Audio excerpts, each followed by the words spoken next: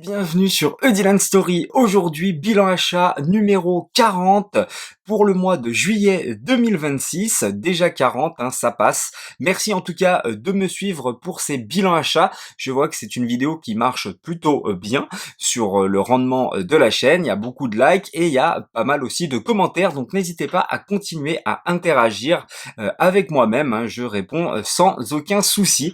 Et puis c'est le but aussi de savoir qu'est-ce que vous avez acheté. Et puis j'aime bien voir à quel point vous appréciez que je vous présente mes achats quotidiens, que ce soit Blu-ray, 4K ou encore de temps à autre jeux vidéo ou comics, même si ça se fait un petit peu plus rare. Au programme, on a de la monnaie de Paris, du Blu-ray, du Steelbook, un coffret d'une saga, et également du 4K. Pas de jeux vidéo, pas de comics pour ce mois-ci, mais en tout cas on a plein de petites choses. On commencera tout de suite avec la monnaie de Paris, voilà, avec le Nazgûl, voilà, sur son spectre, sur son Drake. Euh, Monnaie de Paris que ma chérie m'a offert avec l'espèce de petit bouquin à remplir, etc. Et j'ai été assez surpris parce que j'ai un petit peu tardé pour continuer de compléter la collection. Donc elle me l'avait offert avec 4 pièces différentes que je vous avais présentées déjà dans un bilan achat, il me semble. Et donc là c'est la 5e pièce que je me procure. Et celle-ci était la dernière. Et en fait, j'ai vu qu'en ligne, elles étaient épuisées. Et il y en a beaucoup qui sont épuisées. Donc pour ceux qui voudraient commencer, donc il y a toute une nouvelle vague qui arrive pour compléter cette collection en septembre. Mais par contre, la première partie de la collection, c'est déjà très dur à trouver parce que c'est épuisé. Alors faut se déplacer dans les bureaux de poste. J'ai voulu y retourner pour prendre une pièce par mois, entre guillemets. Donc je voulais prendre Théoden que j'avais repéré la dernière fois que j'ai pris cette dernière. Et il y en avait plus du tout, mais plus aucune. Donc j'espère que ça va revenir, il va y avoir une nouvelle vague avec la première vague, enfin avec la seconde vague qui va arriver. J'espère qu'ils vont en rééditer. Voilà, tout simplement. Je vais l'ouvrir pour vous la montrer un petit peu plus en détail quand même. Hop, et on voit évidemment les aigles aussi également. Donc comme ça se présente. Donc vous pouvez les acheter en individuel comme ça si vous n'avez pas le livre. Mais si vous avez le livre, vous pouvez ensuite sans problème les enlever et puis les placer. Voilà, tout simplement dans votre petit livre de collection. Voilà. Je ne suis pas un collectionneur du tout de la monnaie de Paris, mais évidemment, comme c'est le Seigneur des Anneaux, c'est avec grand plaisir que je le fais. On enchaîne ensuite avec la partie Blu-ray. Alors, ceux-ci ont été chopés à deux. Ils n'ont rien à voir l'un avec l'autre. Donc le dernier Mission Impossible, The Final Reckoning, donc on sait plus, parce que le premier c'était partie 1, il me semble, et puis il avait un titre en particulier, puis après ils ont décidé de modifier ça, du fait que je crois que la première partie n'avait pas tant marché que ça, ou plutôt oui, ils ont remarqué que quand c'était un film partie 1, partie 2, la partie 2 marchait toujours moins bien, donc ils ont préféré mettre un titre unique. Voilà, donc, et il était une fois la révolution de Sergio Leone, et celui-ci est de Christopher McQuarrie. En fait, j'avais pris avec le Détour mortel, édition spéciale, 15€ le Blu-ray, 30€ les 3 à la Fnac, commandé, et j'ai jamais reçu le Détour mortel, et ils m'ont fait un dédommagement de 10€, je ne sais pas pourquoi, soi-disant un problème de stock. Donc j'ai trouvé ça assez dommage parce que c'est un film que j'apprécie particulièrement. Qu'est-ce que je pense de ce Mission Impossible? Je sais plus si à l'époque je vous avais fait une critique, en tout cas j'avais dû en parler. Peut-être qu'il avait même fini dans mon top 5. Moi, j'ai trouvé ça grandiose, vraiment. Alors, évidemment, il y a énormément d'expositions. Il y a une grande scène d'exposition de 1 heure. On n'hésite pas d'ailleurs à revenir sur des éléments de la saga. Et il est vrai que c'est autant centré sur Tom Cruise. Voilà, c'est vraiment lui qui est glorifié et pas l'ensemble des personnages. Même si, attention, sans trop spoiler, il y a quand même un petit peu de dramaturgie au niveau de son équipe. Mais il est vrai que c'est autant centré sur le personnage d'Ethan Hunt. Mais voilà, il y a une scène sous-marine que j'ai trouvée, voilà, il faut vraiment retenir sa respiration, je l'ai trouvée vraiment palpitante, crispante, j'étais vraiment angoissé, et c'est vraiment pour moi la scène coup de poing du film, plus que la scène finale, qui est pour moi déjà une petite retite de Mission Impossible 6, voilà, cette course-poursuite d'avion, où on avait cette course-poursuite en hélicoptère qui était très vertigineuse déjà, donc voilà. C'est vrai que on aurait pu peut-être espérer une meilleure fin pour cette saga, mais c'est vrai que voilà, ils font en sorte que peut-être que dans quelques années, on en refera un nouveau, toujours avec Tom Cruise. Voilà, il ferme les portes, mais sans la fermer et la clôturer complètement, comme par exemple l'a fait un James Bond avec comment il s'appelle j'ai zappé le nom du dernier Daniel Craig, voilà, pardon. Donc voilà, là où il clôture la porte et c'est très très bien de ce côté-là. Mais en tout cas, moi c'est un film que j'ai particulièrement apprécié. Je l'ai pas encore regardé parce que quand même il dure 3 heures pratiquement. Donc ouais, voilà, 2h50. Donc voilà, il va falloir que je me pose un moment et puis que je le regarde tranquillement. On enchaîne ensuite avec Il était une fois la Révolution. Et alors là, grosse surprise, hein. Pour moi, c'est un véritable chef-d'œuvre. C'est un western, mais pas que, hein, parce que voilà, il y a une espèce d'évolution dans le temps, mais surtout j'ai adoré les deux personnages, donc le personnage de Juan Miranda, vraiment c'est un personnage qui m'a beaucoup touché et qui donne la réplique à l'autre personnage qui est John, voilà, John Mallory, deux personnages qui s'opposent l'un à l'autre, hein, qui ne sont pas faits au départ pour collaborer ensemble, et malgré eux, ils vont collaborer ensemble justement, et c'est très très intéressant. Donc Rob Steiger va jouer Juan Miranda, il est vraiment exceptionnel, hein, voilà, il est juste là, c'est ce dernier. Et qui va camper John Mallory, c'est James Coburn, voilà, tout simplement. Donc ouais, c'est voilà, ils vont aller braquer en quelque sorte une banque et du coup ça va mal tourner, etc. Enfin bref, ça va partir un petit peu plus loin, mais j'ai adoré, hein. Vraiment ça fait partie pour moi du haut du palier de Sergio Leone, au même titre que Le Bon, la Brute ou Le Truand, ou encore que il était une fois dans l'Ouest, etc. Voilà, j'ai vraiment adoré. J'ai adoré les personnages, j'ai adoré la musique, toujours musique d'Ennio Morricone. Donc voilà. Pour le moment, pas de Blu-ray 4K pour Il était une fois la Révolution. Les Blu-ray 4K de la trilogie du dollar arrivent dernièrement. D'ailleurs, c'est très cher. J'ai juste précommandé petit teasing pour un prochain bilan achat, Le Bon, la Brute et Le Truand, qui est mon préféré. Mais c'est vrai que c'est assez cher. Donc peut-être que je me les procurerai un petit peu plus tard. Voilà. Voilà, ensemble ils préparent la libération de prisonniers politiques, défendant leurs compatriotes contre les milices d'un officier sadique qui risque leur vie dans un train bourré d'explosifs. Mais au départ, c'est pas vraiment ça qui les rassemble. On va dire qu'ils vont commencer par vouloir faire un braquage et puis finalement ils vont scier d'amitié et tout simplement vouloir se rebeller contre la société qui les entoure. C'est très très très intéressant, c'est voilà, c'est très touchant. Donc je vous invite fortement à voir ce film de Sergio Leone qui est un petit peu, bon, il est bien noté, hein, faut pas déconner, mais qui est peut-être un petit peu sous-estimé par rapport à d'autres films de Leone. On enchaîne ensuite avec un Blu-ray 4K, un Blu-ray tout court, pardon, Lucas de Studio Pixar. Je continue à compléter ma collection des Studios Pixar. Ah, ça fait partie de ceux qui sont sortis, rappelez-vous, directement sur la plateforme Disney+, un film où j'étais très chafouin, réalisé par Enrico Casarosa, dont je trouvais la teneur et les enjeux et la morale, si vous voulez, du film de moindre qualité par rapport aux précédents Pixar qu'on avait eu auparavant. C'est un film qui m'a moins touché. Et puis c'est un film que j'ai pas mal rejeté du fait qu'il ne soit pas sorti au ciné, quoi. J'en ai vraiment voulu au studio Pixar, qui après en plus derrière sort Alerte Rouge, que j'ai trouvé encore pire que Lucas. Et là pour le coup, je l'ai revu, et c'est vrai que je l'ai quand même revu à la hausse. Je me rappelle qu'à l'époque j'avais critiqué la DA, etc., que j'avais dit que c'était pas si beau que ça, mais en fait c'est quand même vachement beau, hein, mine de rien. En plus pour avoir été au 5 terres, c'est vrai que ça représente vraiment très très bien les 5 terres. Et puis ça véhicule un message quand même plutôt pas mal sur justement apprendre à vivre plutôt que tout de suite catégoriser des gens de par le biais de leur physique, etc. Penser que c'est des monstres. Non, le film te dit que attends, d'abord apprends à connaître ton prochain avant de tout de suite le juger et le catégoriser.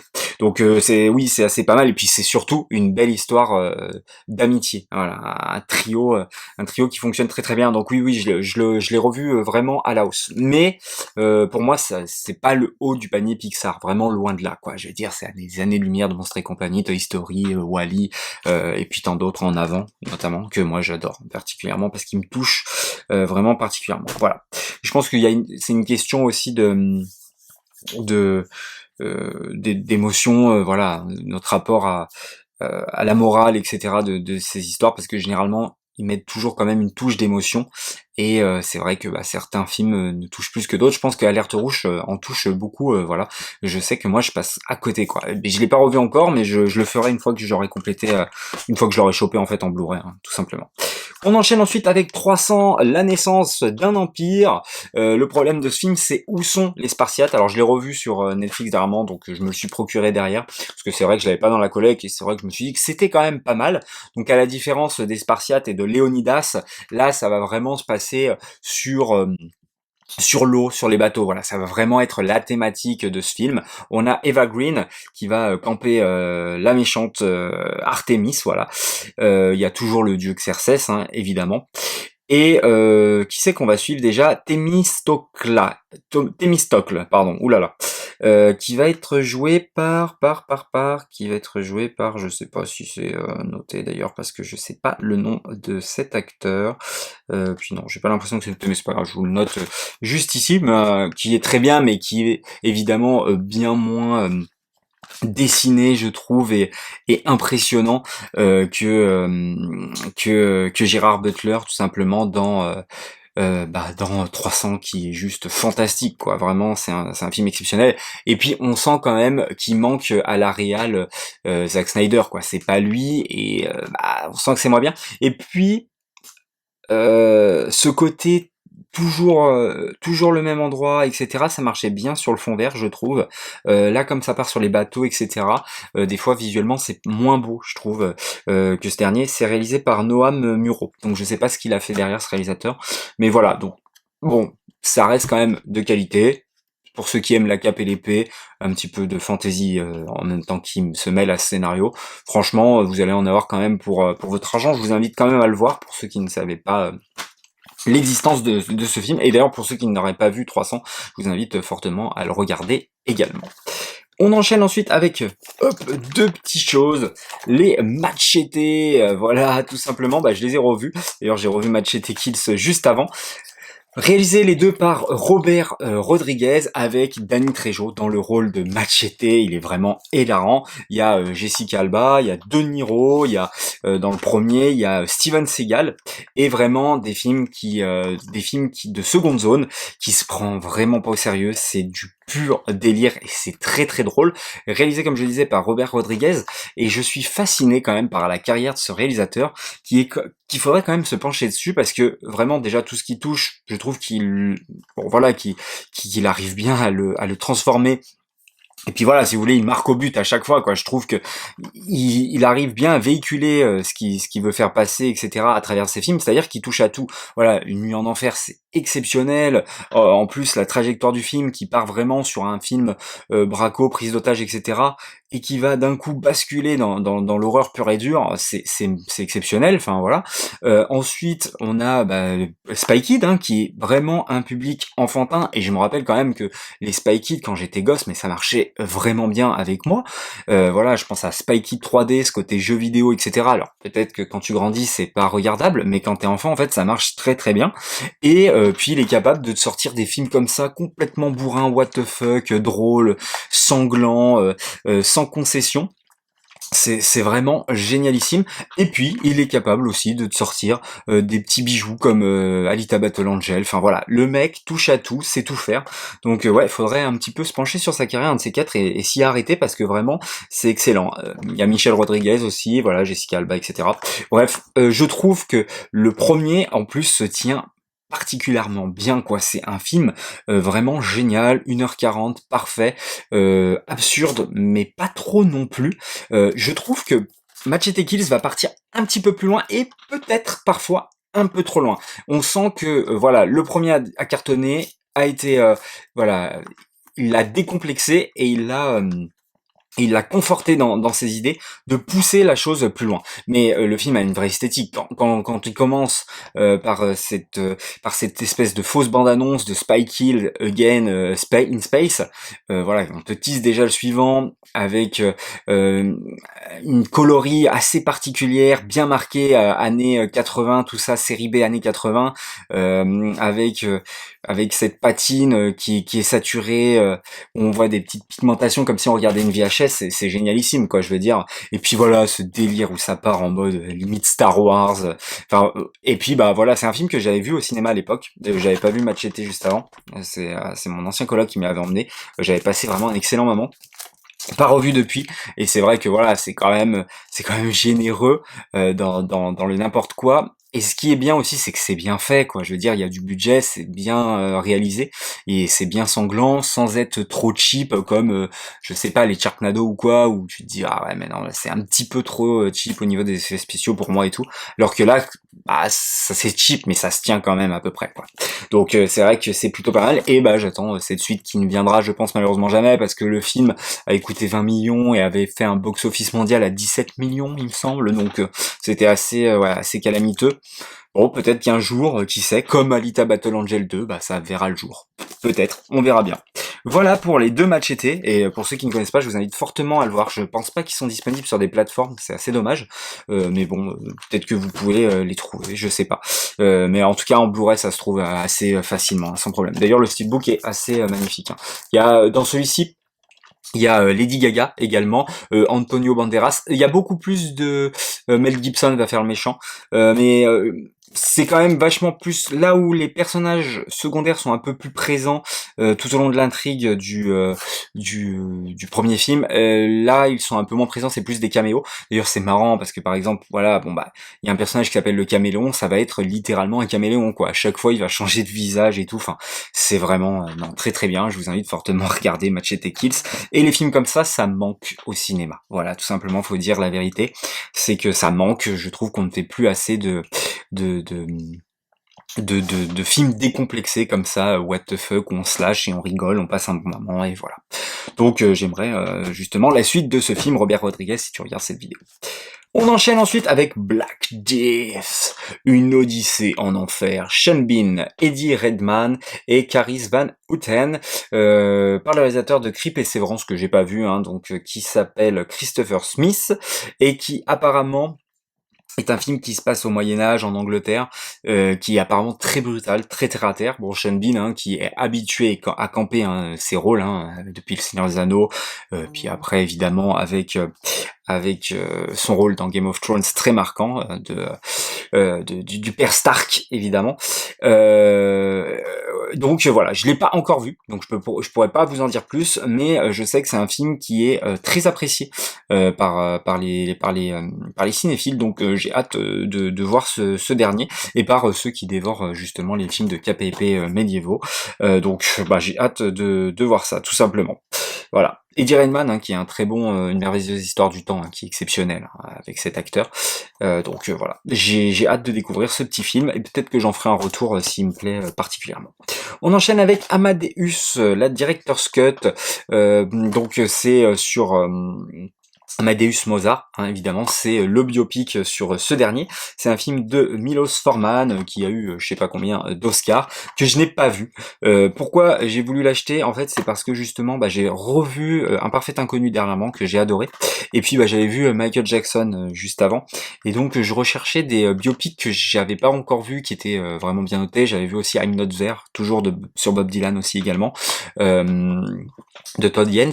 Et donc, je cherchais les meilleurs biopics. Voilà, tout simplement, et bah, celui-ci est ressorti énormément de fois dans beaucoup de listes, donc bah, je me suis dit qu'il fallait absolument que je me le procure et que je le voie, parce qu'apparemment c'est assez exceptionnel et assez inédit la manière dont les choses sont racontées. Donc ouais, j'ai hâte tout simplement de voir ce dernier de Monsieur Milos Forman. On enchaîne ensuite avec un coffret offert pour mon anniversaire par ma maman, parce que oui, je suis né en juillet, qui est le coffret de Cœur de Dragon, la saga complète, voilà, tout simplement. Magnifique coffret, hein, vraiment exceptionnel. Alors, il faut savoir que j'en avais vu aucun, mais bon, étant donné que j'adore la fantasy, j'adore les dragons, voilà, vous aurez compris, j'adore les films de cap et épée, tout était réuni pour me plaire, même si je sais que ça baisse en qualité au fur et à mesure que les films avancent dans la saga. J'ai vu, tout simplement, le premier Cœur de Dragon de Rob Cohen, un réalisateur que j'apprécie particulièrement. Pareil, on pourrait se pencher sur sa carrière. Il a fait notamment le premier Fast and Furious, il a fait Daylight aussi, un film qui se passe dans un tunnel, une catastrophe dans un tunnel avec Sylvester Stallone, et il a fait du coup le premier Cœur de Dragon que j'ai vraiment trouvé touchant. J'ai adoré les acteurs, j'ai adoré les personnages, j'ai adoré Draco, et même sa façon dont il est filmé, enfin dont il est, comment on dit, fait en effets spéciaux. Alors oui, ça a un petit peu vieilli, etc. C'est un petit peu cheap, mais j'adore. Vraiment, j'adore ce côté cheap. Ça me dérange absolument pas.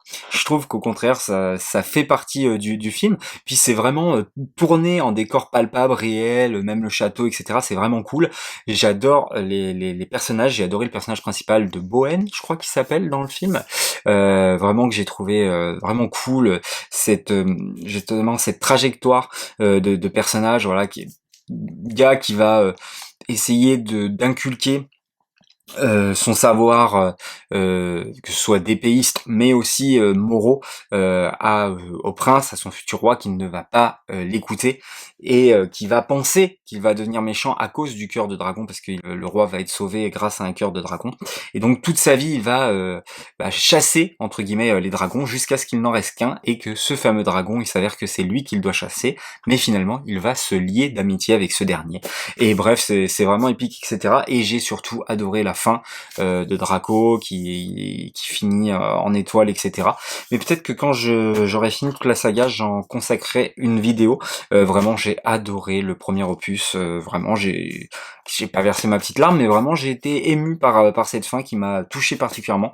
Donc ouais, vraiment j'ai adoré encore une fois l'esthétique du film, les personnages, etc. Draco aussi, donc ouais, j'ai hâte de le revoir. Puis c'est intelligent. Par exemple, le premier dragon qu'on le voit affronter, en fait il l'affronte hors champ. Voilà, donc le père Gilbert aussi qui est un personnage très très cool, très très marrant. Non, donc les personnages qui entourent tout simplement notre personnage principal qui est Bowen, hein, je crois, il me semble. Est vraiment très très cool. Voilà, Bowen, c'est ça. Donc voilà, et le roi Hénon, qui est un roi vil et cruel, tout simplement. Donc ouais, je vous invite à regarder Cœur de Dragon si vous ne l'avez pas fait. Je ne sais pas encore pour les restes, hein, je sais que ça baisse en qualité, mais voilà pour ce dernier. On enchaîne avec du Blu-ray 4K pour finir, deux Blu-ray 4K. Send Help de Monsieur Sam Raimi, et oui, je l'ai chopé sur le bon coin. Enfin, Rachel McAdams, Dylan O'Brien, qui est toujours un film qui est en haut de ma tier list que j'ai mis en pause pour le moment. Vous savez, je vous le rappelle, j'ai eu un enfant, donc je vois très peu de films par mois, et donc le peu que je vois, je vais faire d'un coup 3 mois de suite, je pense, la tier list, un de ces quatre. Mais il faut que je me penche dessus. Mais en tout cas, lui est toujours en haut du panier, même s'il y a un ou deux films qui sont passés devant dernièrement. Mais en tout cas, j'ai adoré. Je trouve que les deux personnages sont très très bien écrits, les situations se retournent et se re-retournent, et puis il y a carrément un espèce de tournant scénaristique que je n'avais pas vu venir. En plus, Sam Raimi il met toute sa mise en scène, ne pouvant pas s'empêcher de par moments nous faire sursauter, tout simplement. Donc non, voilà, c'est vraiment très très bien écrit, je trouve, et la dynamique entre les deux personnages marche du feu de Dieu, et ce que veut véhiculer le film marche aussi très très bien. Donc je vous invite fortement à voir Send Help, qui, je le rappelle, met en scène du coup le personnage de Rachel McAdams, qui va jouer Linda, voilà, qui va être une employée qui va plutôt être maltraitée par son patron, sauf qu'ils vont s'écraser tous les deux sur une île déserte, sauf que lui est bon à rien, et elle en fait a appris la survie, puisqu'elle a toujours rêvé de participer à un jeu comme Koh-Lanta. Donc les situations évidemment de pouvoir vont s'inverser, donc c'est très très intéressant. Je vous invite fortement à voir Sendel. Et la morale de la fin aussi est très intéressante. Et pour finir, toujours Sam Raimi avec, oui, ce petit bijou. Voilà, ce petit bijou sorti en steelbook. Le steelbook est magnifique. Le premier Evil Dead en 4K. Alors oui, je les ai tous en Blu-ray, mais du coup, j'ai décidé de tous les choper à cause de la sortie de celui-ci en Blu-ray, en steelbook Blu-ray 4K. Étant donné qu'il y a tous les Blu-ray 4K en steelbook qui sont sortis.